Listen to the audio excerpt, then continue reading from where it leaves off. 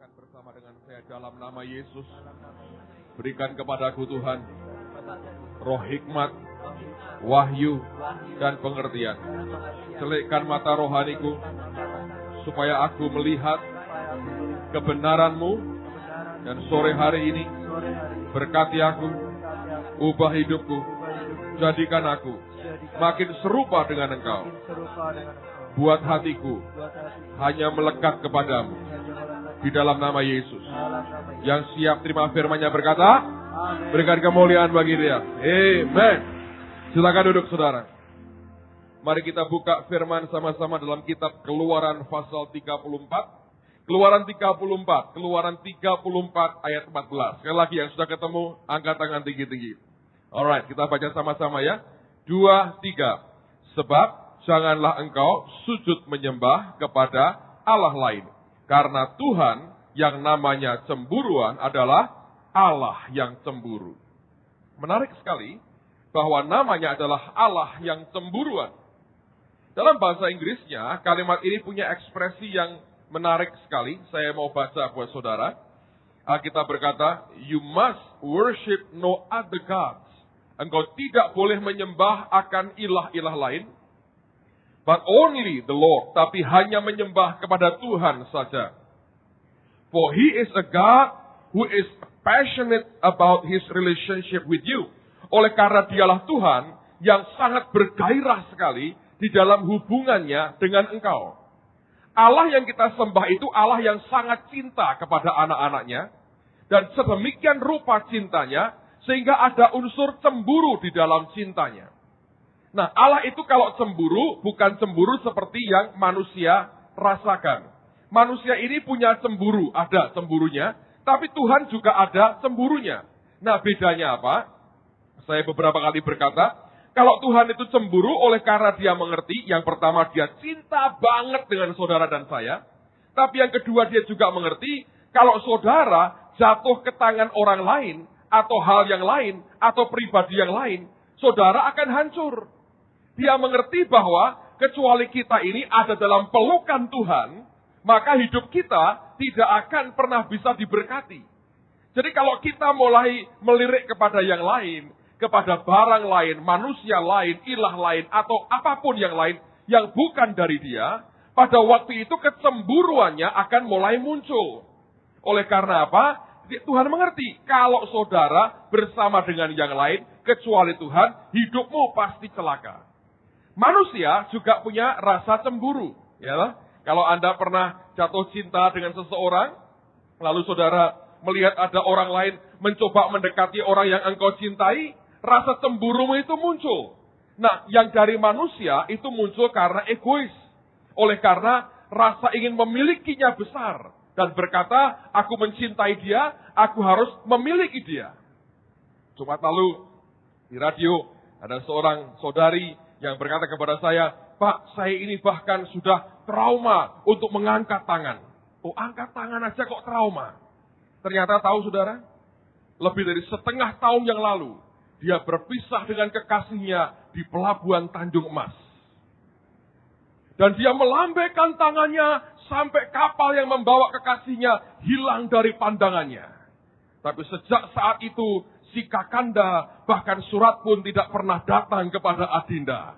Lalu kemudian dia ingat setiap kali dia melambaikan tangan, dia ingat kekasihnya yang pergi dan entah kemana. Lalu dia bertanya, ada apa dengan cinta? Ternyata nggak ada apa-apa, saudara. Surat pun tidak pernah ada. Well, lalu kemudian dia dengar ada wanita lain yang mendekati kekasihnya. Disitulah dia cemburu. Kecemburuannya itulah yang dia ungkapkan lewat radio Rema. Dan saya mendengar sebagai pendengar yang baik. Tapi kurang sabar rupanya saya. Nah, saudara sekalian, saya belajar begini. Itu manusia. Dia ada kecemburuan oleh karena egonya.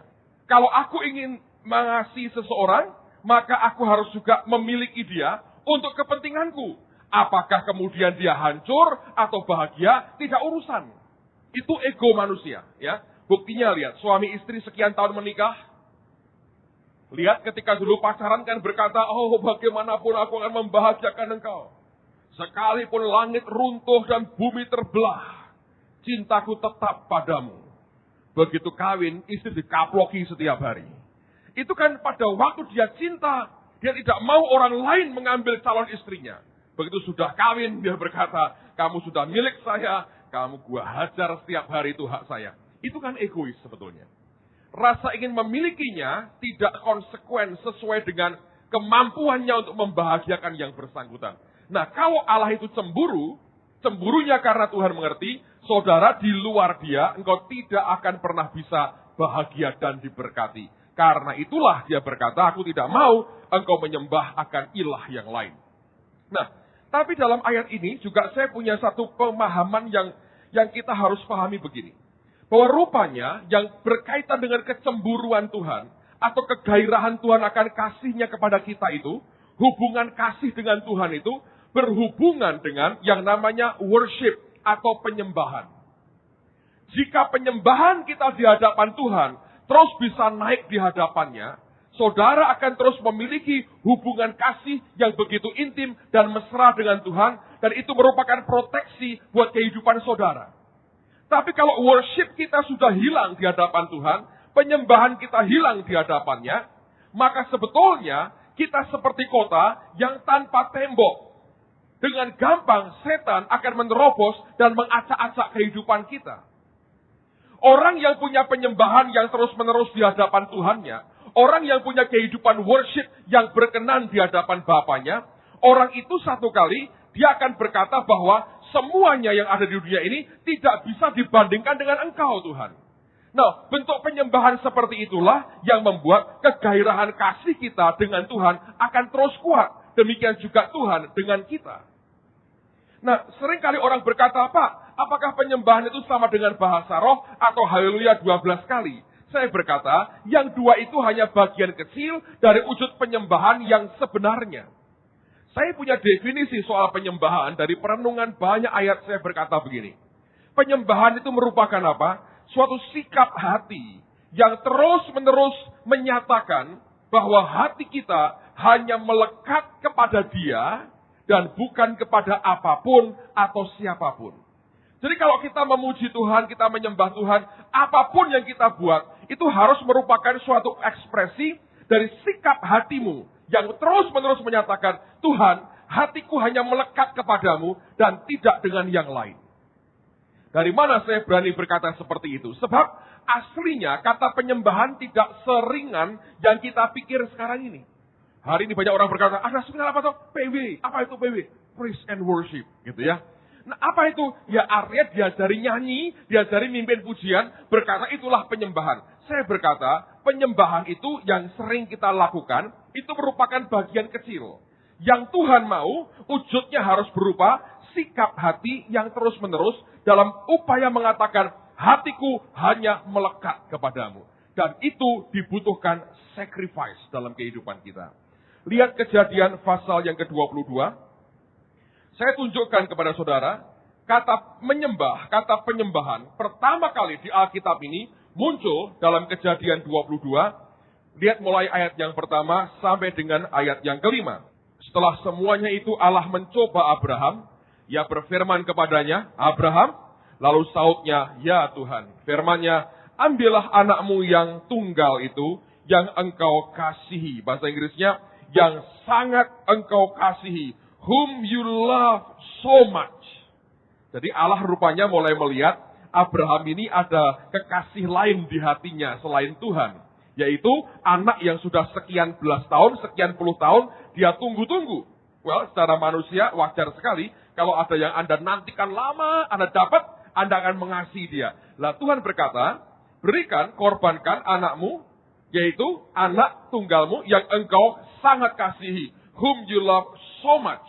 Dan dia berkata, pergilah ke tanah Moria dan persembahkanlah dia di sana sebagai korban bakaran pada salah satu gunung yang akan kukatakan kepadamu. Keesokan harinya pagi-pagi bangunlah Abraham, ia memasang pelana keledainya dan memanggil 2 orang bujangnya beserta Ishak anaknya. Ia membelah juga kayu untuk korban bakaran itu, lalu berangkatlah ia dan pergi ke tempat yang dikatakan Allah kepadanya. Pada hari ketiga, Abraham melayangkan pandangnya. Kelihatannya lah kepadanya tempat itu dari jauh. Perhatikan ayat yang kelima. Kata Abraham kepada kedua bujangnya, tinggallah kamu di sini dengan keledai ini, aku beserta anak ini akan pergi ke sana. Lalu dia berkata, kami akan sembahyang. Tolong garis bawahi kata sembahyang. Dalam bahasa aslinya sebetulnya, kami akan menyembah. Nah, kata menyembah pertama kali muncul di sini. Sesudah itu kami kembali kepadamu. Jadi bentuk penyembahan yang sebenarnya pada mulanya itu bukan berkata, oh Tuhan aku menyembah engkau. Bukan. Tapi Abraham sedia memberikan yang paling berharga dalam hidupnya. Yang dia kasihi dalam hidupnya, dipersembahkan kepada Allah ketika Tuhan minta itu. Nah, wujud penyembahan seperti inilah yang membuat hati kita terus bisa melekat kepada Allah. Ada kegairahan bersama dengan Tuhan untuk kita bisa membuat suatu hubungan yang intim dengan Allah kita. Nah, inilah yang sebenarnya harus kita pertahankan di dalam kehidupan kita. Jangan sampai kita kehilangan worship kita atau penyembahan kita. Dengan cara, jangan sampai kita tidak rela ketika Tuhan meminta apapun atau siapapun yang sangat kita kasihi, yang melekat dalam hati kita. Nah, ini yang kita mesti pertahankan, saudara, di dalam kasih karunia Allah. Rupanya, setan tahu bahwa itu merupakan kunci vital dalam kehidupan kita. Tuhan tahu, dan kita harus tahu. Nah, malam hari ini saya mau ajak Anda melihat contoh dari hidup orang yang bernama Ayub. Lihat betapa vitalnya yang namanya worship, sacrifice dalam hidupnya. Buka dengan saya Ayub pasal yang pertama. Oke, Anda ikuti di Alkitabmu ya, saya bacakan perlahan-lahan. Ada seorang laki-laki di tanah Uz bernama Ayub. Orang itu saleh dan jujur, ia takut akan Allah dan menjauhi kejahatan. Ia mendapat 7 anak laki-laki dan 3 anak perempuan. Ia memiliki 7.000 ekor kambing domba, 3.000 ekor unta, 500 pasang lembu, 500 keledai betina, dan budak-budak dari dalam jumlah yang sangat besar, sehingga orang itu adalah yang terkaya dari semua orang di sebelah timur. Anak-anaknya yang lelaki biasa mengadakan pesta di rumah mereka masing-masing menurut giliran, dan ketika saudara perempuan mereka diundang untuk makan dan minum bersama-sama mereka. Setiap kali apabila hari-hari pesta telah berlalu, perhatikan ini, Ayub memanggil mereka dan menguduskan mereka.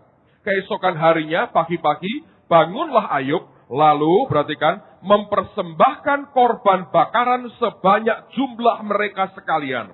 Sebab pikirnya, mungkin anak-anakku sudah berbuat dosa dan telah mengutuki Allah di dalam hati. Demikianlah dilakukan Ayub senantiasa. Kita berhenti dulu. Rupanya anak Ayub ini suka pesta.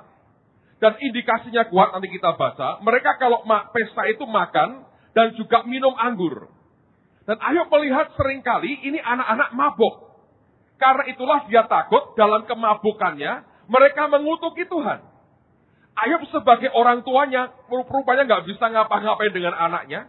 Lalu kemudian yang bisa dia buat adalah dia cuma mengcover. Dia memberikan tudung kepada anak-anaknya dengan cara menguduskan mereka. Dengan cara membawa penyembahan di hadapan Allah dengan memberikan korban bakaran.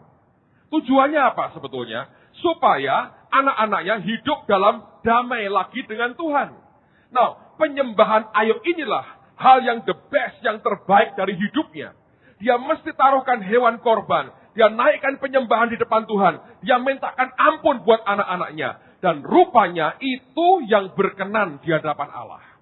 Tuhan mengerti betapa orang ini saleh dan takut akan dia. Setiap kali anaknya berbuat sesuatu, dia cover dengan penyembahan, dengan korban di hadapan Tuhan.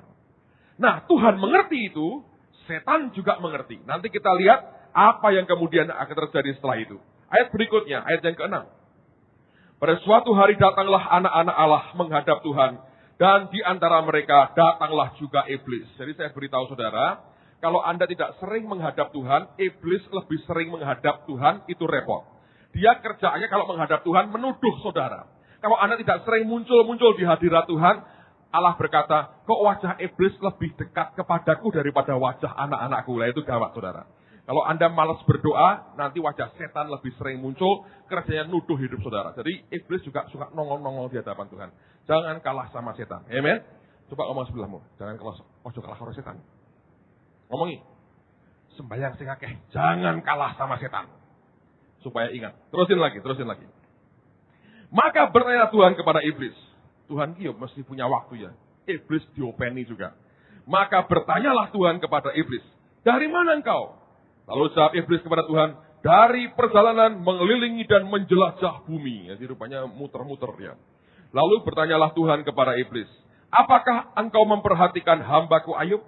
Sebab tiada seorang pun di bumi seperti dia yang demikian saleh dan jujur, yang takut akan Allah dan menjauhi kejahatan.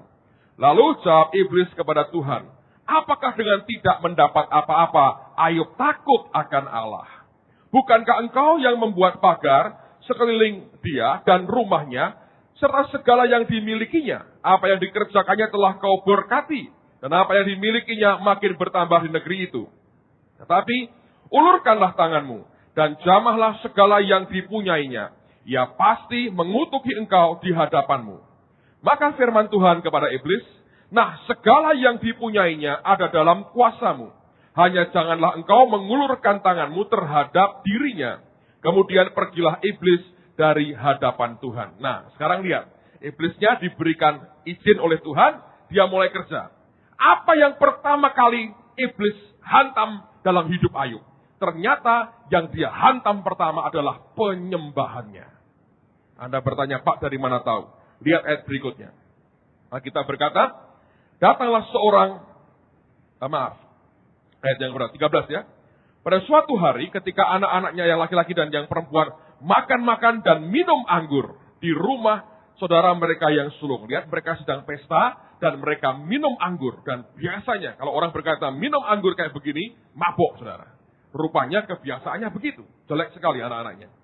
Datanglah ayat berikutnya seorang pesuruh kepada Ayub dan berkata, sedang lembu sapi membajak. Tolong garis bawahi lembu sapi.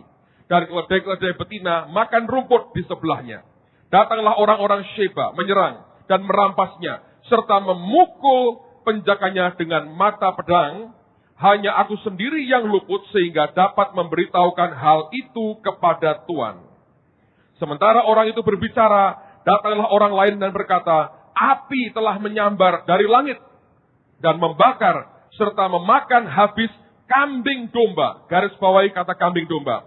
Dan penjaga-penjaga, hanya aku sendiri yang luput sehingga dapat memberitahukan hal itu kepada Tuhan. Nah, berhenti dulu saudara. Ketika setan mulai menghantam Ayub, yang diambil pertama adalah dua jenis binatang. Lembu, sapi, dan kambing domba. Dua-duanya merupakan hewan korban. Jadi yang diambil pertama dari hidup Ayub adalah hewan korbannya. Sehingga waktu terjadi sesuatu, Ayub tidak bisa lagi mempersembahkan korban bakaran di hadapan Tuhan. Nah ingat, itu merupakan bentuk perjanjian lama, orang datang ke Tuhan membawa korban bakaran di hadapan Allah. Ayub tidak bisa lagi pada detik itu memberikan korban bakaran penyembahannya kepada Allah. Karena dua itu yang dipotong dan diambil setan dari hidupnya. Saudara bertanya lagi, Pak, apa buktinya bahwa korban itu merupakan penyembahan yang membuat dia bisa mendekat kepada Allah? Kita lompati dulu Ayub ini, kita tinggalkan dulu. Lihat dengan saya dalam 2 Tawarikh pasal yang ke-9. Silahkan dibuka di 2 Tawarikh pasal yang ke-9. 2 Tawarikh 9, lihat mulai ayat yang pertama. Ketika Ratu Negeri Sheba mendengar kabar tentang Salomo, maka dengan pasukan pengiring yang sangat besar dan dengan unta-unta yang membawa rempah-rempah, banyak emas dan batu permata yang mahal-mahal, datanglah ia ke Yerusalem hendak menguji Salomo dengan teka-teki. Setelah ia sampai kepada Salomo, dipercakapkannyalah segala yang ada dalam hatinya dengan dia. Dan Salomo menjawab segala pertanyaan ratu itu. Bagi Salomo tidak ada yang tersembunyi yang tidak dapat dijawabnya untuk ratu itu. Ketika Ratu Negeri Sheba melihat hikmat Salomo dan rumah yang telah didirikannya, makanan di mejanya, cara duduk pegawai-pegawainya, cara pelayan-pelayannya melayani, dan berpakaian, juru-juru minumannya, dan pakaian mereka. Dan perhatikan, korban bakaran yang biasa dipersembahkannya di rumah Tuhan, garis bawah itu. Maka tercenganglah ratu itu. Nah, kata korban bakaran itu terjemahan hurufiahnya sebetulnya begini. His stairway by which he went up to the house of the Lord. Itu merupakan tangga yang dipakai untuk datang mendekat ke rumah Tuhan. Jadi korban bakaran di perjanjian lama seperti tangga yang membuat orang bisa naik dan mendekat kepada Allahnya.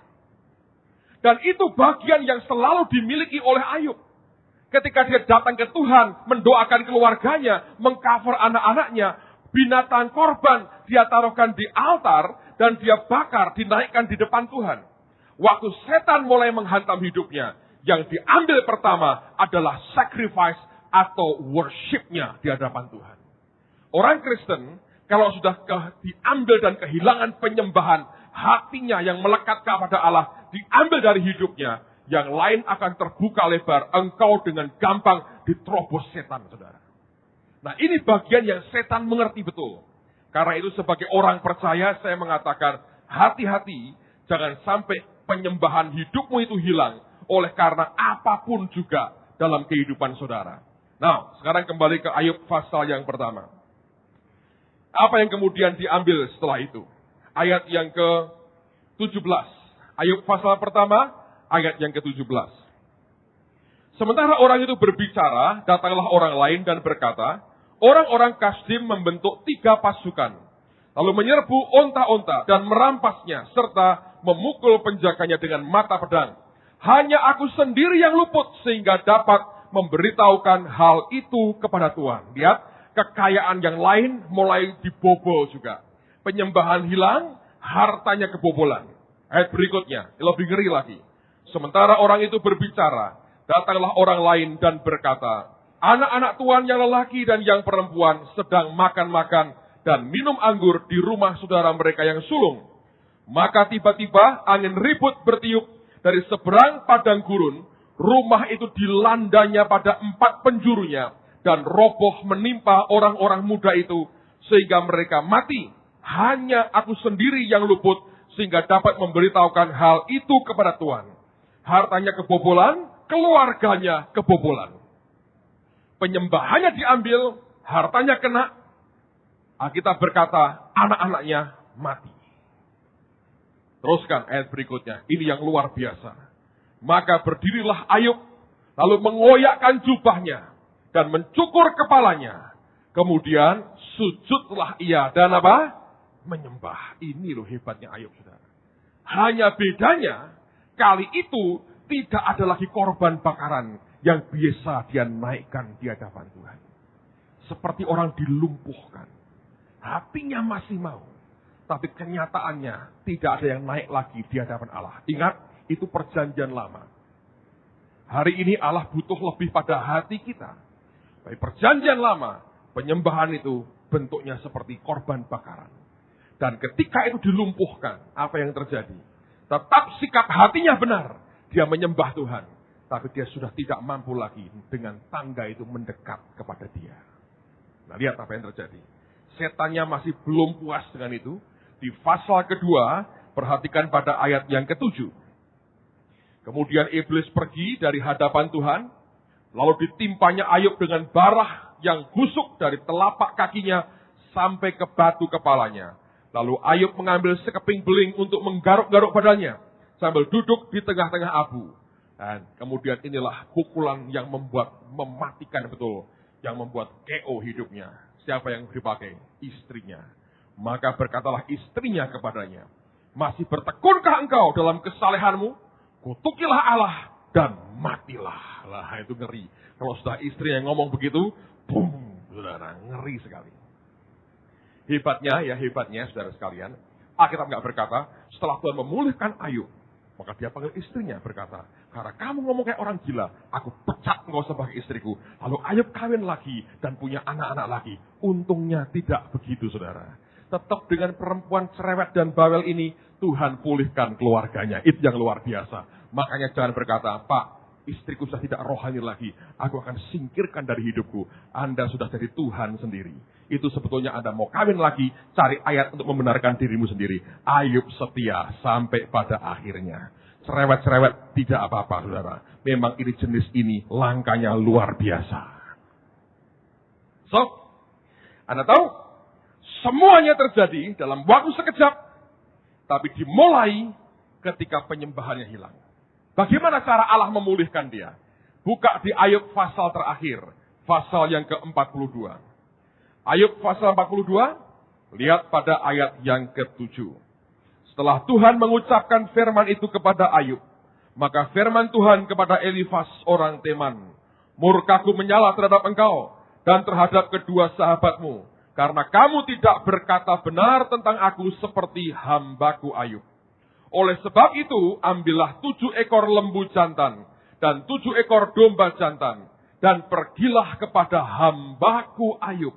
Lalu persembahkanlah semuanya itu sebagai korban bakaran untuk dirimu, dan baiklah hambaku Ayub meminta doa untuk kamu, karena hanya permintaannya yang akan kuterima, supaya aku tidak melakukan aniaya terhadap kamu. Jadi Tuhan itu kadang-kadang menganiaya juga, saudara. Hati-hati ya.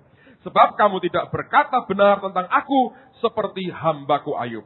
Maka pergilah Elifas orang Teman, Bildad orang Suah, dan Sofar orang Naama. Lalu mereka melakukan seperti apa yang difirmankan Tuhan kepada mereka. Dan Tuhan menerima permintaan Ayub. Luar biasa. Nah, dengerin baik-baik. Ayub gak punya apa-apa. Hatinya tetap kepada Tuhan. Korban bakarannya gak ada lagi. Tidak ada tangga untuk dia bisa mendekat kepada Allah. Tuhan pakai 3 orang yang ngomongnya ngaco. Dia berkata, bayar 7 lembu, 7 domba. Berikan, korbankan semuanya. Lalu biar Ayub mendampingi dengan permohonan doanya. Sebab doamu suara payu, hanya doanya Ayub yang berlaku. Ketika mereka memberikan hewan mereka, Ayub tidak punya lagi. Dipotong dan dikorbankan, Ayub naikkan korban itu dengan doa. Tuhan berkata, ini suara dan korban yang sudah lama hilang dan aku merindukannya. Dan dia berkata, nah ini suara orang yang takut kepadaku. Worship-nya membuat kalau Anda baca, Ayub dipulihkan kembali. Setan merusak hidupnya dengan cara mengambil penyembahannya. Tuhan memulihkan penyembahannya. Ayat berikutnya, ini yang terjadi. Lalu Tuhan memulihkan keadaan Ayub setelah ia meminta doa untuk sahabat-sahabatnya. Dan Tuhan memberikan kepada Ayub 2 kali lipat dari segala kepunyaannya dahulu. Kemudian datanglah kepadanya semua saudaranya laki-laki dan perempuan dan semua kenalannya yang lama. Dan makan bersama-sama dengan dia di rumahnya. Mereka menyatakan turut berduka cita dan menghibur dia oleh karena segala malapetaka yang telah ditimpakan Tuhan kepadanya. Dan mereka masing-masing memberi dia uang 1 kesita dan sebuah cincin emas. Tuhan memberkati Ayub dalam hidupnya yang selanjutnya lebih daripada dalam hidupnya yang dahulu. Ia mendapat 14.000 ekor kambing domba dan 6.000 unta, 1.000 pasang lembu dan 1.000 ekor keledai betina. Ia juga mendapat 7 anak laki-laki dan 3 orang anak perempuan. Dan anak perempuan yang pertama diberinya nama Yemima, yang kedua Kesia, yang ketiga Keren Hapuh. Di seluruh negeri tidak terdapat perempuan yang secantik anak-anak Ayub, dan mereka diberi ayahnya milik pusaka di tengah-tengah saudara-saudaranya laki-laki. Sesudah itu Ayub masih hidup 140 tahun lamanya. Ia melihat anak-anaknya dan cucu-cucunya sampai keturunan yang keempat. Maka matilah Ayub tua dan lanjut umurnya. Luar biasa. Penyembahannya hilang, semuanya rontok. Ketika Allah memulihkan, penyembahan dikembalikan naik di hadapan Tuhan. Dan itu yang membuat Ayub dipulihkan. Nah, intinya adalah begini. Jangan sampai ada apapun yang membuat hatimu melekat kepada apapun dan siapapun di muka bumi ini. Kecuali hatimu melekat kepada Allah. Nah, sekarang saya mau cerita, ini pengalaman menarik yang saya lewati beberapa waktu yang lalu. Ini kalau saya omongin dari pertama dulu akan menimbulkan kehebohan yang luar biasa. Tapi gawatnya saya nggak lulus di depan Tuhan. Saya mau beritahu saudara ya, orang itu sebetulnya Anda harus kenal dengan dia dengan baik. Kenal dengan Tuhan itu luar biasa.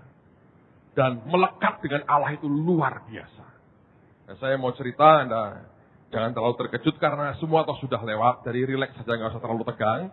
Nah, tadi pagi banyak orang tegang juga. Tapi saya mau cerita ini makin hari makin seru karena makin wujudnya, makin utuhnya itu makin ketahuan. Saya cerita ya saudara ya. Pelan-pelan aja supaya Anda mengerti. Ini mati ya? Oke, saya di atas saja lah. Orang tua saya mengatakan bahwa saya lahir tanggal 20 Maret. Ini sudah lewat. Saya ngomong bukan karena minta sumbangan, ya. Tapi ya tanpa mengurangi rasa hormat, saudara. Saya menyampaikan cerita ini. Bukan minta sumbangan. Dengan berupa bunga dan apa. Enggak. Ini hanya cerita. Nah, tapi hari-hari itu, kami itu liburan ke Jogja. Saya dengan keluarganya Pak Timotius dan Pak Ardian. Karena kebetulan anak-anak libur sekolah. Jadi kami ke Jogja cari suasana lain. Itu sajalah. Tidak ingin yang lain-lain. Tapi memang kami liburan. Kami berangkat tanggal 19. Nah, saya kan ulang tahun tanggal 20. Sudah lewat. Jadi kalau ngasih kado sekarang ya percuma. Dendanya banyak. Jadi harus 7 kali ganda. Kalau tadi nggak usah. Anda beli makan soto sendirilah itu, Bang. Nah, pada waktu itu, kok nggak pengumuman, Pak? Ya enggak tahu, ya umum gitu. Dulu lahir pun ya mami saya tidak pengumuman. Hei, hari ini anakku lahir, ya tidak. Nah, pada waktu itu, tanggal 19 saya masih ingat, malam hari, sebetulnya Tuhan itu, dari datangnya Tuhan. Wujudnya saya nggak lihat, tapi saya tahu dia hadir.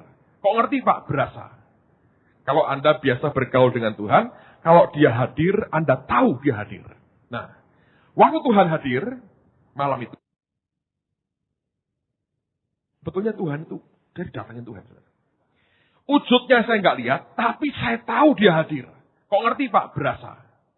Kalau Anda biasa bergaul dengan Tuhan, kalau dia hadir, Anda tahu dia hadir. Nah, waktu Tuhan hadir, malam itu dia ngomong begini sama saya. Cuman kalimatnya pendek aja dia ngomong begini. Aku senang dan berkenan. Nah, orang kalau diomongin Tuhan gitu kan, hatimu kan, aduh, saya sampai terharu, saya berkata, Tuhan lumayan ya, kamu kok senang dan berkenan. Tetapi begini, Anda mesti perhatikan. Caranya Tuhan ngomong itu kalau dia ngomong sepotong, tapi Anda tidak boleh menangkap kalimatnya toh. Karena di belakang kalimat itu, ada maksud lain yang sering kali tak terucapkan, tapi kau mesti bisa nangkep. Nah, waktu dia ngomong, aku senang dan berkenan, itu bukan seperti orang akan memberi hadiah. Tapi malah begini yang saya tangkap. Dia berkata, aku senang dan berkenan. Terus dalamnya, belakangnya, itu ada seperti ini yang berkata gini. Nah, kamu sudah sampai di level itu, sekarang kamu tak bawa ke level berikutnya. Nah, kesan itu begitu kuat. Sampai saya ngerti, waduh, aku habis ini diuji Tuhan. Mesti ada kejadian nih habis ini. Jadi ketika dia ngomong, aku senang dan berkenan, hati saya senang, tapi sedikit gitu. Karena apa? Ini habis ini mesti ada kejadian. Nah, hari berikutnya, hari ulang tahun saya, dirayakan oleh teman-teman di warung soto Stasiun Tugu, Yogyakarta. Di stasiun kereta api itu ada warung soto, ada music live dangdut, saudara. Itu ada orang bawa bass gede, drum gitu ya, sama gitar, mereka nyanyi. Dan saya nyanyikan lagu Panjang Umurnya versi dangdut rupanya, saudara. Asik sekali makan soto yang kalau sudah 2 jam kemudian Anda tetap lapar lagi. Rupanya terlalu encer sotonya. Nah, udah selesai begitu. Tapi sepanjang hari itu, saudara, yang melintas di hati saya itu begini. Pulang ke rumah Bapa. Siap dipanggil pulang ke rumah Bapa. Meninggal dunia. Itu terus, saudara. Itu terus. Saya bilang, loh ini ada apa ini? Kok di hati itu melintas begini? Tapi saya ngerti itu bukan setan. Berasa aja. Anda tahu kan, setan dan tidak itu mestinya berasa. Nah, lalu kemudian tanggal 21 lewati, tidak ada apa-apa. Tanggal 22, kami ini mau pulang ke Semarang. Pagi-pagi anak saya Kesia masuk ke kamar tempat kami, nginep. Terus dia ngomong ke saya gini, Papa, aku ini sedih sekali. Dan dari mukanya saya tahu sedih. Terus dia ngomong gini. Lalu saya bilang, loh kenapa kamu kok sedih? Tadi malam aku mimpi. Begitu dia ngomong tadi malam mimpi, saya bilang, ini mesti soal matiku ini. Dan dia ngomong gini, saya bilang, oke, kamu mimpi apa? Dia bilang, aku mimpi toh Pak. Aku ditunjukin gini, nanti pada hari ulang tahunku, ulang tahunnya tanggal 29 Maret. Itu tanggal 29, jadi seminggu sebelumnya. Nanti pada hari ulang tahunku, papa mama itu meninggal dunia. Terus, ya pokoknya aku lihat itu, aku dikabari orang tanggal 29 itu. Pas hari ulang tahunku. Diberitahu Kesia, papa mamamu sudah meninggal dunia. Dan mayatnya tidak ditemukan. Padahal tanggal 27-nya, saya dengan istri saya, dengan Butina, akan pergi ke Sydney. Lah pas Pak. Nek ana apa-apa, jedor. Des bener Pak. Ayo. Jadi waktu saya dengar itu saudara, saya ngerti. Wah, dari Tuhan ini. Kok ngerti Pak? Ngerti saudara. Setan, Tuhan, atau mimpinya orang, saya ngerti. Wah, kok Tuhan. Cuma saya itu gini saudara. Di dalam itu, diri saya gini. Kok Tuhan tidak ngomong sama saya? Karena Pak Yusak seringkali ngajari gini. Kalau sama hamba Tuhan itu diomongi. Tapi kalau orang kaya yang bodoh, langsung mendadak suruh mati. Gitu. Hari ini juga mati, saudara. Repot. Jadi dia bilang, kok nggak diomongi aku ya? Saya dengar, saya sembahyang tanya Tuhan. Tuhan, ini gimana? Saya tanya Tuhan. Tidak ada jawaban. Bahkan kemudian, Roh Kudus itu ngomong gini. Nggak jawab mati apa enggak jawab ya. Nggak jawab. Dia ngomong gini. Ingat ketika Abraham aku minta mempersembahkan Ishak. Dia tidak ngomong ke istrinya, tidak ngomong ke Ishak, dan tidak ngomong ke dua bujangnya. Betul, saudara? Dia berkata, jangan bicara dengan satu orang pun. Begitu itu terjadi secara logika. Ya, kalau Anda dengar begitu, entah benar entah salah, dan kemungkinannya bisa terjadi. Ya, sehari sebelumnya sudah ini seliweran di hati ini, pulang ke rumah bapak, meninggal dunia, ngalami begitu. Minimal logikanya loh. Ya telepon Pak Yusak Cipto. Kami kan dekat. Saya sebulan sekali ke rumahnya kalau ke Bandung. Mampir. Berkali-kali saya tahu beliau sudah ada acara gitu ya. Ketika saya datang itu diatur-atur acaranya untuk nemuin saya aja. Ngobrol, kita cekakaan 2 jam begitu di Bandung di rumahnya. Terus pulang gitu. Kan dekat, jadi anytime saya bisa telepon dia kan. Kalau Pak Yusak kurang ya Pak Samuel Dudi. Kurang lagi ya Ibu Nani. Ya 3-3 kan orang tajam sekali dengar suara Tuhan. Minimal kan tanya toh. Bener matikah kan gitu. Orang itu ngomong. Tidak boleh ngomong. Saya mau tanya sama saudara. Kalau Anda diimpeni begitu. Indikasinya kayak begitu. Tetap berangkat enggak? Saya mau tanya. Ayo. Kalau saudara jadi saya. Siapa yang berkata, tetap Pak saya akan ke Sydney. Tidak urusan, saya tetap berangkat. Coba. Tak takoni dan angkat tangan. Siapa yang bilang, kalau saya Pak, saya tidak akan berangkat. Jujur loh, coba angkat tangan. Angkat tangan. Jujur. Yang lain, tidak tahu toh, engkau ngalami dewi. Ya, enggak. Hanya bergurau. Omongan hamba Tuhan bayar. Dalam nama Yesus tidak dari. Secara manusia begitu. Tapi dia bilang, tidak boleh ngomong ke orang. Jadi saya bungkam, tapi dengerin saudara, ini bukan kekuatan saya loh. Tuhan itu kalau dia bicara, ya Alkitab berkata, mulutnya berkata-kata, tangannya kerja. Dia berkata, jangan ngomong, itu hati saya diputer. Sampai tidak ada keinginan telepon siapapun. Itu kalau saya ngomong ke beberapa teman, waduh, bisa-bisa saudara, dikurung di kamar, tidak boleh pergi, Mas Ribut suruh jaga. Saya boleh keluar dari kamar. Seatnya dibatalin, semua di-cancelin semua. Karena itu clear sekali, saudara. Sudah. Saya sembahyang tanya. Benar nggak Tuhan? Di hati ini saya bilang, ini kok aku gak diomongi. Tapi ini mimpi saya ngerti dari Tuhan. Nah Tuhan kok tidak ngomong ke saya? Apa saya pikir, apa tanda-tanda sebelumnya itu dia bicara, tapi nggak sejelas itu. Hanya kasih gambaran-gambaran tapi nggak terlalu jelas. Nah, saya harus berangkat tanggal 27, saudara. Hari Rabu, ya. Terus saya renungin lagi. Sampai Rabu itu, saudara. Semua indikasinya jelas. Waduh, berbagai peristiwa saya alami itu ya. Saya bilang, waduh jelas ini. Aku bilang, ini bener aku pulang. Nggak bisa lari. Ya. Saya mau kemanapun nggak ada gunanya ini. Waduh, saya mesti pulang. Tapi kok nggak diomongin? Ini berarti pulang pergi tanpa pesan, saudara. Ya toh? Pergi itu aja. Nah, anak 3 cilik-cilik. Mikir lah Pak, sedikit saya mikir. Tapi saya pikir ya dia anaknya Tuhan. Samuel tuh sudah cukup besar lah. Saya nggak tahu. Lalu Tuhan bilang, kamu pulang ya, saya bisa apa? Ayo, kalau Tuhan bilang ada pulang, bisa apa? Ya kan? Terus saya tuh ingat gini, Pak Yusak pernah ngajar gini. Kalau biasanya hamba Tuhan mau dipanggil, itu minimal 3 hari sebelumnya diberitahu. Nah, saya ya mikir simpel. Yesus itu matinya Jumat Agung. Nah, Petrus Agung bisa mati Jumat Agung. Ya tak? Berarti Yesus mati Jumat, dia bangkit Minggu. Betul kan? Jadi kalau aku mati Jumat, berarti 3 hari ini kan, sebelumnya kan Rebu harusnya terakhir. Dia ngomong ke saya. Terus saya telepon Ribkah, saya nggak bisa ngomong dengan siapapun reason yang sebenarnya, karena tidak boleh. Saya bilang, bisa nggak diaturin waktu? Saya mundur Kamis. Nah, waktu mundur Kamis itu beberapa orang sudah mulai berasa, tapi tidak ngerti ini apa yang sedang saya hadapi. Karena tidak pernah seumur-umur saya berbuat mengundurkan ini. Tapi saya tidak mengurangi jadwal saya, saudara. Karena saya baru khotbah Jumat malam. Kalau saya mundur Kamis berangkatnya, Jumat pagi sampai Sydney. Masih oke. Yang saya buang cuma jalan-jalannya aja. Tapi pelayanan tetap mau tak selesaikan. Diatur ternyata bisa penerbangan itu.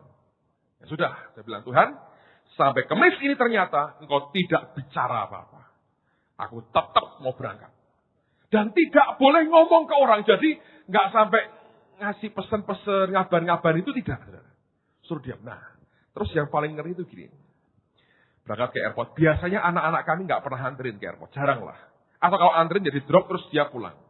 Hari itu Samuel ini sama Sasa yang kecil ikut anterin. Masuk ke dalam. Saya lihat itu Sammy ini ya. Mamanya dipelukin terus di depan saya. Saya bilang kok kayak mau perpisahan ya. Hah? Sayonara ini. Kalau ini dipelukin gitu. Mamanya dipelukin terus. Terus keluar. Keluar terus sama ya. Keluar. Gak lama masuk lagi. Gak tahu cari alasan. Dipeluk lagi mamanya. Saya bilang. Wah tenan kejadian tenan nih. Loh. Ya Anda lihat itu kan. Bilang, terus dia pergi itu berat sekali. Bye, bye, bye. Saya bilang. Sambil mau nangis ya. Saya bilang. Aduh. Saya bilang. Ini memang kejadian. Tapi tidak boleh ngomong. Saya bilang. Tuhan aku tidak bisa apa-apa. Aku ini hamba. Mau panggil ya wis. Balik Semarang ya wis. Mau apa? Dan saya berkata, pulang ya enak. Ya anak-anakku Tuhan yang ngurus. Lah gereja? Gereja ini bukan karena satu orang. Amin. Gereja ini karena Yesus Kristus. Orang ini nggak ada. Dia bisa comot orang dari mana saja. Anda dicomot satu gitu ya. Seminggu mati ping pitu. Mati bangkit, mati bangkit, mati bangkit. Dibawain ke surga, dikerjain gitu. Pulang deng diurapi. Orang mati kena bayamu. Les, tutangi kabeh. Jadi tetap meledak kok gereja ini kok saudara. Percayalah. Gampang Tuhan itu gampang. Cuma make orang itu gampang. Makanya ada orang merasa, nah aku gitu, anak gombal itu saudara. Serius. Semua itu Tuhan kok. Anda bisa tuh setiap hari mati terus panggil lagi. Masih kan heboh mesti. Wah terkenal langsung saudara. Langsung terkenal. Orang yang seminggu mati 7 kali tapi bangkit lagi. Nyawa seret. Naik ke surga, diwajari Tuhan, dibuka no buku, diajari Yesus sendiri. Pulang sekti saudara, wah tangi itu langsung, wah tenang, gampang Tuhan itu gampang kok. Pakai orang gampang. Jadi kalau orang merasa, nah ada aku kan, gombal. Itu nanti kalau Anda kenal dengan dia, waduh. Dan saya cukup punya beberapa alasan yang berkata, ini cukup ideal untuk manggil orang ini pulang ke rumah Bapak. Cukup ideal. Orang bilang, nggak mungkin Pak, gini-gini. Kalau Anda kenal Tuhan, saya berkata, wis banyak alasan, cukup sebetulnya. Nah, sudah ya, anak saya sudah pulang. Saya nggak tahu, Samuel sudah meluki mamanya. Saya bilang, ini kok mengatakan selamat tinggal mama atau apa? Saya bilang gitu, sudah ya. Nunggu di airport, diumumkan pesawat akan berangkat. Nah, ini jalan, istri saya jalan. Baru keluar dari tempat nunggu itu, mau jalan ke arah pesawat terbang. Di Semarang gitu. Biar jalan 3-4 langkah. Bisa ada lubang dia nggak lihat, kegelir kakinya. Sebelah mana ya? Kiri ya? Cuma gitu. Keceklik saudara. Langsung biru, bengkak. Sampai sekarang itu masih. Langsung bengkak. Jalan sakitnya luar biasa. Sampai Jakarta sudah tidak bisa jalan. harus duduk di kursi roda. Lah aku lah meh pelayanan kok nunggu ning kursi roda, saya bilang. Saya bilang, Tuhan, iki apa meneh? Apa ini tanda dia biar tidak berangkat dan dia anak-anak kono sing ngurusi? Ya toh? Apa-apa ini? Cuma tabah dia bilang ini. Tetap jalan aja. Ini terus harus jalan. Berangkat saja. Jadi dia keren. Bu Tina kemana? Ke Sydney. Ngapain Bu? Pijet kaki loh. Memang pijet toh di Sydney. Ada bekas anggota pramuka loh saudara. Yang bisa mijet. Jadi dia dipijet. Sampai sekarang belum beres tapi itu. Jadi akhirnya ini Anda bisa bayangin di Cengkareng itu sudah didorong sama kursi roda. Duduk di kursi roda. Saya mau pelayanan kok ono kayak gini. Ayo, itu tanda apa saudara? Kalau saudara dari saya mau berangkat tidak. Batalkan ya bisa. Itu struggle yang tidak gampang. Tapi saya bilang, Tuhan, engkau tidak ngomong apa-apa. Jadi aku mesti apa? Ya aku diem aja. Udah, terbang akhirnya. Terbang. Anda tahu sepanjang Jakarta Sydney itu kena badai terus, goyang pesawatnya. Tapi masih oke lah, masih oke. Karena ada beberapa teman sampai trauma naik pesawat terbang loh. Karena kalau naik pesawat itu kalau kena goncangan seperti naik motor di jalan yang berlubang-lubang begini. Rasanya podo. Hanya bedanya kalau brompit itu gejeglong masih bisa jagan kaki. Naik pesawat gejeglong, jagannya masih. Nah itu loh, bedanya itu apa? Itu tak aja bedanya. Podo rasanya podo gejeglongnya tapi satu ini masih bisa jagan, satu ini langsung bablas gitu aja sudah.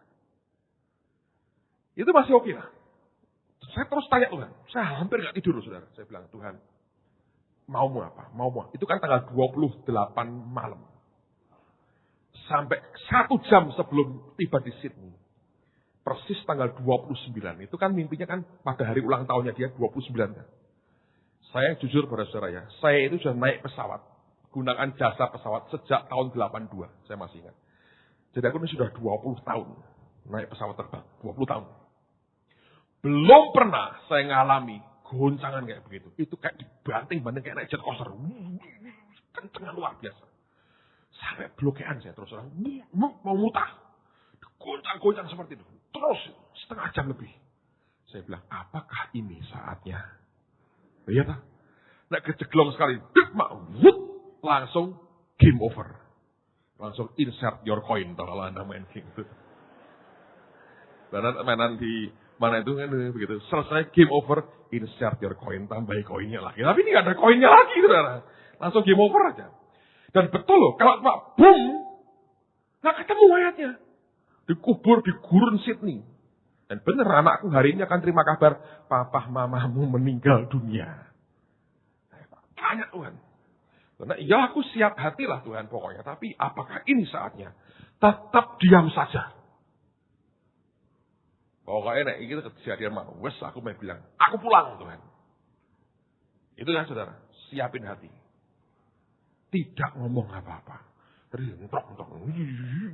Saya bilang, saya belum pernah mengalami kayak begitu saudara. Sudah? Kira-kira menjelang selesai, goncangan itu menjelang selesai, baru dia ngomong. Ngomongnya itu ya nggak ngurusi mati hidup itu saudara. Nah, dia ngomong ya semaunya dia, dia Tuhan. Kita cuma ciptaan. Dia ngomongnya gini, ini tak ceritain supaya Anda ngerti. Roh Kudus itu ngomong gini. Kalau gereja A itu, kalau ya, saya nggak bilang iya loh. Kalau gereja A itu punya berhala. Berhalanya apa? Berhalanya pasti ini Tuhan. Oh, dia paling bangga dengan ininya. Betul, dia bilang. Kalau gereja B punya berhala, berhalanya apa? Saya bilang, oh pasti ini Tuhan. Dia bilang, betul. Kalau gereja C punya berhala, berhalanya apa? Saya bilang, ini Tuhan. Lah kalau tempatmu ada berhalanya apa?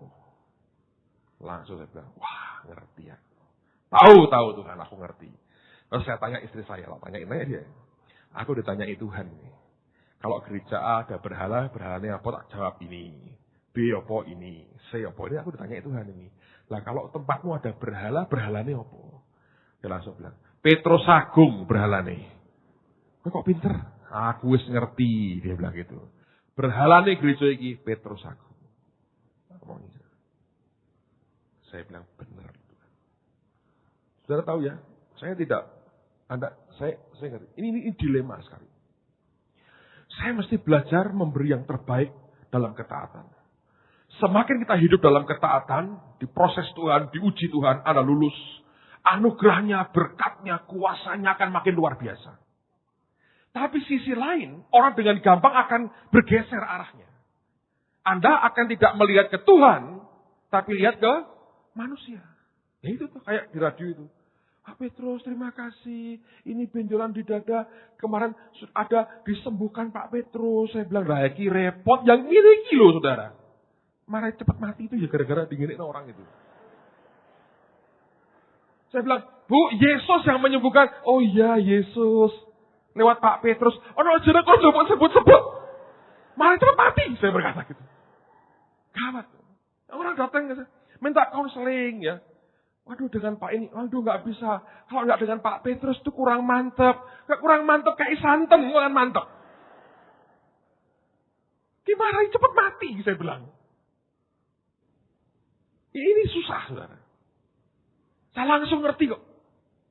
Ini. Saya pernah cerita pada saudara.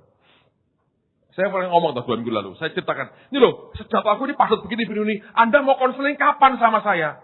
Ada satu orang nongol. Pak, Rita Ruwoke, 1 hari loh Pak, masih bisa mungkin buat saya. Roh tegeli itu loh saudara. Bayangin ya, kalau Anda terus begitu, aku kayak dewa, kuro-kuro di sini. Ngadeg mededek. Gue mau menyanyi. Waduh, digorok Tuhan saya saudara. Melekatnya tuh ke Tuhan. Saya nggak urusan orang lain. Ada orang-orang yang seneng dipuji-puji orang. Senang nek orang takut, senang nek orang pedih, senang nek orang menghormati, senang. Aku tidak senang. Itu bahaya itu. Hati senang gitu aja, engkau mencuri kemuliaan Tuhan. Itu gak lama itu ministry begitu. Berat saudara. Aku kenal Tuhan. Ya, semua kita diberi radio. Ya radio saya pakai dong untuk melayani Tuhan. Ya, saya suruh konseling sama Tuhan. Ya, saya konseling 15 jam. Pakai begitu-begitu. Akhirnya orang semua carinya Dewoni gitu. Dimenyani. Saya bilang, waduh. Masa wujudku waduh begini. Menyan kayak kembang. Aduh. Sate jangan kembang, saudara. Tapi kalau tidak hati-hati begitu. Pada waktu saya dengar itu saya bilang, Tuhan aku ngerti. Tapi apakah engkau melihat aku ini jadi berhala? Tidak. Tapi dia bilang, hati-hati. Jaga hatimu. Nah, waktu dia ngomong gitu saya berkata, oh aku masih hidup berarti. Tidak mati. Kenapa? Kalau dia ngomong jaga hati berarti masih ada kehidupan yang kita harus jalani. Tapi harus jaga hati. Kalau dia berkata, siapkan hatimu sekarang. Mati tenan. Pulang, gitu. Jadi firman Tuhan itu juga Anda mesti tahu, itu Anda seringkali harus menyimpulkan untuk ngerti kehendaknya. Contohnya, waktu Paulus akan ke Makedonia, 2 kali dia mencoba ke Asia, dicegah roh Tuhan. Lalu dalam mimpi ada orang berkata, menyeberanglah kemari, tolonglah kami. Itu orang Makedonia. Lalu Alkitab berkata, kami menyimpulkan, ya Tuhan mau kami ke Makedonia. Jadi ada yang disimpulkan. Nah, selesai saya ngerti, oh aku masih hidup nih. Dia mau aku jaga hatiku. Lalu kemudian gak lama reda. Turun akhirnya. Saya singkatin lah saudara ya, yang lain gak perlu lah. Saya singkatin cerita. Pulang, sudah. Beres toh sudah. Udah, sampai Jakarta. Saya bahkan tidak ngomong sama orang-orang di sini. Sampai hari ini saya gak cerita apa-apa dengan mereka. Saya diam, saya layani mereka sampai selesai. Kemudian kami pulang sampai Jakarta, istri saya ke Semarang, saya ke Bandung. Saya Bandung, saya telepon Pak Yusak, saya cerita sedikit, terus besoknya ketemu. Ketemu saya, dia ngomong gini, wah, gue untung, dia bilang gitu. Gue Pak, itu bilang, aku berdoa ya, Tuhan bilang, kamu tuh diuji kerendahan hatimu. Oh ya, kok bisa? Tuhan pakai anakmu, dia mau lihat reaksimu apa. Sebab memang anak saya, memang saya tahu dia peka. Sejak umur 6 tahun dia pernah ketemu Yesus muka dengan muka si Kesia. Badannya pernah diangkat, pernah lihat malaikat, pernah ketemu Tuhan, pernah ngomong-ngomong sama Tuhan Yesus. Umur 6 tahun. Jadi dia bilang gini, tapi kamu kan ngerti tetap itu anakmu. Dan kamu tahu baik buruknya dia. Nah, Tuhan nguji, apakah kamu rendah hati mau merespon betul akan perkataan Tuhan lewat dia. Dan dia berkata, kalau kamu sampai gini, alah bocah cilik, anak kecil, itu pasti mimpi karena sedih gak ditunggoni orang tua nih waktu ulang tahun. Orang apa-apa. Mati tenan kowe, dia bilang gitu. Sebab dia bilang, itu memang dari Tuhan. Aku bilang, aku ngerti Pak Yusak, kalau dari Tuhan aku ngerti. Cuma pergumulan saya waktu itu adalah, kenapa Tuhan tidak ngomong? Nah, dia bilang, karena kamu diuji. Reaksimu apa? Dan saya ingat tuh, saudara. Seorang hamba Tuhan, yang terkenal sekali, dipakai Tuhan luar biasa. Dulu sebelum meninggal juga begitu. Ada orang jemaat biasa, datengin dia. Bilang, Anda mesti siap-siap ya. Tuhan mau panggil kamu pulang. Dia tertawa sinis ya, tunjukkan jadwalnya. Dia bilang, nih sampai akhir tahun masih penuh jadwal saya. Dianggap enteng toh, mati tenang. Saudara. Nah, tadi pagi Pak Mulyadi ngomong ke saya, Pak Mul, yang rumah damai. Dia bilang, Pak itu betul Pak. Karena persis hari Jumat pagi-pagi itu, saya lagi di kamar mandi, tiba-tiba ada perasaan gini. Ini Pak Agung mati, Ibu sama Bu Tina, ini biaya. Bisa mikir gitu saudara. Nanti anak-anaknya kita ngurusi terus panitia penguburan Pak Timotius ketuanya. Loh. Sampai gitu. Dia tuh sampai mikir loh kok. Dia kaget. Loh. Kok aku mikir gini toh? Wah tidak dalam nama Yesus tidak boleh terjadi. Tapi dia sempat mikir seperti itu. Hari yang sama itu istrinya Pak Sugi, Bu Devi ngomong sama suaminya. Wah kira Pak Agung mati, gereja ki repot ini. Lu semua kok mikirin nek Pak Agung mati hari-hari itu. Pak Yusak ngomong sama saya. Memang sebetulnya itu sudah diberi tanda-tanda. Semua sudah dikasih perlambang sama Tuhan. Karena belum tentu kamu tetap hidup. Kamu bisa gagal dan kamu mati tenang. Dia berkata gitu. Bayangin. Saudara. Jadi kalau hari ini masih ada. Ini bukan roh halus saudara. Nyoto tenang tuh. Karena kasih karunia Tuhan memang belum selesai.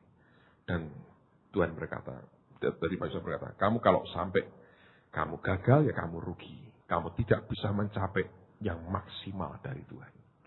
Tapi saya ngomong pada saudara demi kasih Tuhan. Ini bukan karena kekuatan. Jujur hati saya ini kayak dibungkus. Saudara.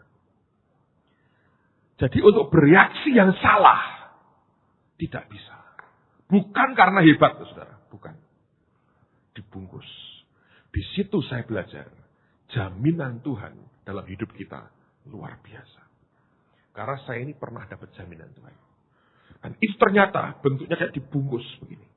Disuruh melewati, tapi kekuatan proteksi Allahnya jalan. Bayangin. Saya kalau ingat semua saya bilang Tuhan, ini karena kasih sayang. Coba kalau saya ngomong ke orang aja. Kira-kira heboh nggak? Waduh, rame. Nah, akhirnya sudah mati.